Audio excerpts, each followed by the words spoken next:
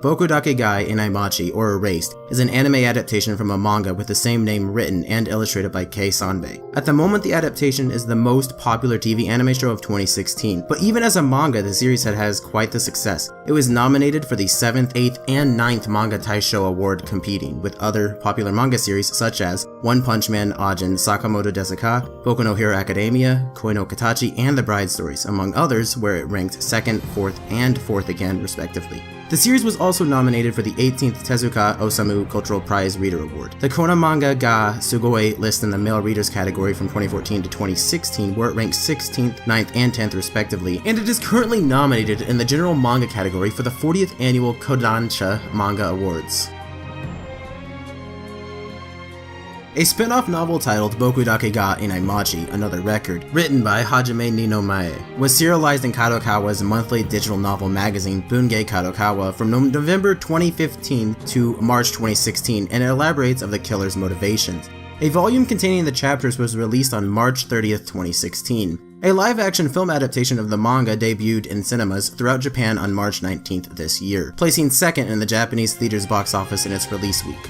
The movie features Tatsuya Fujiwara as Satoru Fujinuma. Fujiwara is quite known for playing in manga adaptations, previous characters including Light Yagami, Kaiji, and Makoto Shishio. Director Ito Tomohiko stated in an interview that he came in contact with the manga through an assistant at A1 Pictures, around the time the 2nd volume was published. After he read it, he thought it was great and wanted to see it animated, if possible even to direct the anime. He set out to convince Aniplex and Kadokawa behind the scenes, and that's how the anime was greenlit. Another main reason Ito wanted to do this show was because of the feelings of nostalgia it gave him, being born in the same year as Satoru. He hoped that viewers who watch the show will be reminded of their childhoods, and thus will reach out to connect more with their parents and childhood friends. When the anime was proposed to the manga author, his reaction was, "You're doing this?" thinking that people who like watching anime may not enjoy it. Some fans of the series were disappointed by the identity of the main antagonist and the overall easiness of the mystery. Writer Kei Sanbei and director Ito Tomohiko described the story as a human drama, with the appearance of a suspense thriller, so we can assume that their focus was never really on the mystery. For the TV show, Ito wanted to direct Erased as if it was a Western drama, borrowing inspiration from Western late-night drama shows and Hollywood. Quote, "We wanted to make it feel like Northern European places like Scandinavia or London. That's the look we were aiming for." This is just my opinion, but as proof that the mystery was not all that important, if you paid attention to the opening, which was storyboarded by Ito himself, and paused at the right time, you could have seen the killer reflected in Satoru's broken glasses. The answer was in plain sight all along. During the production, they were afraid that if the pacing was too slow, it might become boring, and you can tell there was a lot of effort put into it to make sure things remained interesting. For example, the production team decided to not simply reuse scenes and flashbacks. Instead, they used the Japanese writing of the word revival, which is replay, as inspiration. They decided to go with the film reels as a metaphor, thinking that's how Satoru must see revivals, and used it to give the show a much more distinct atmosphere and unique visuals. They also played with the format of the show. All moments taking place in the present are presented in full screen 1:66:1 aspect ratio, while all scenes set in the past or Satoru's childhood are presented in cinematic widescreen 2:39:1. Another directional technique they used was the notion of characters being watched by someone else after they've passed by. The animation wasn't their only concern. In various interviews, Ito talked about the way they were using background noise to create a feeling of uneasiness, like bangs or rumbles and roars, similarly to David Fincher and other Hollywood movies.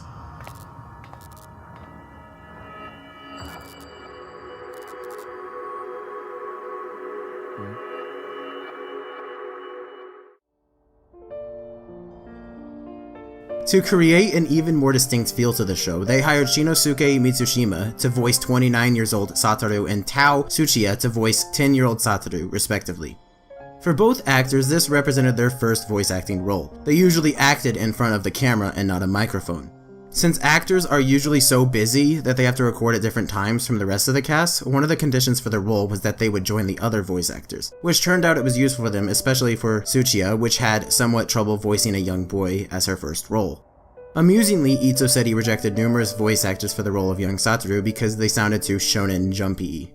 Interesting choices were also made for the roles of Sachiko and Yashiro, which were not decided via auditions.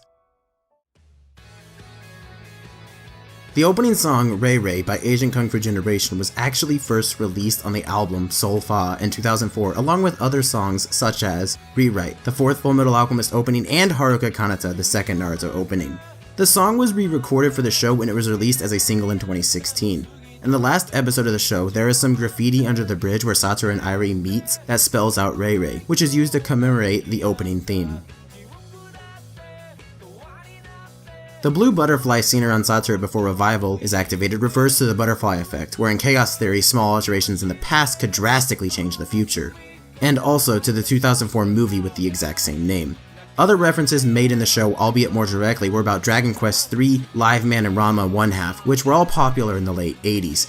Not a reference, but Takahashi has the Last Supper painting in his apartment. This alludes to his meal with Satoru before ratting him out to the police, and a live-action image of two dogs can be seen in one of the book articles that Satoru reads in the library. As everyone must have noticed, the opening for the 11th episode changed, eliminating Satoru completely from it, uncovering the eyes of the characters, and applying the changes Satoru made, like Jun Shiaratori's imprisonment.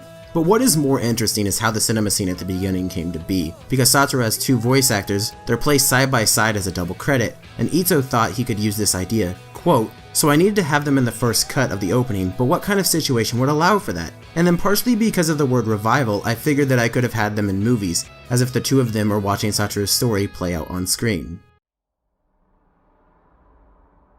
And for the last fact, let's talk about Kaio. Ito said that the character of Kaio left a really large impression on him because of the strength she shows at such a young age. And even if they had a short amount of episodes and had to cut some manga chapters out, he added an extra scene to flesh out her character better. He also said in an interview that they want to make people think Kaio Hinazuki is just so cute. And then there is this.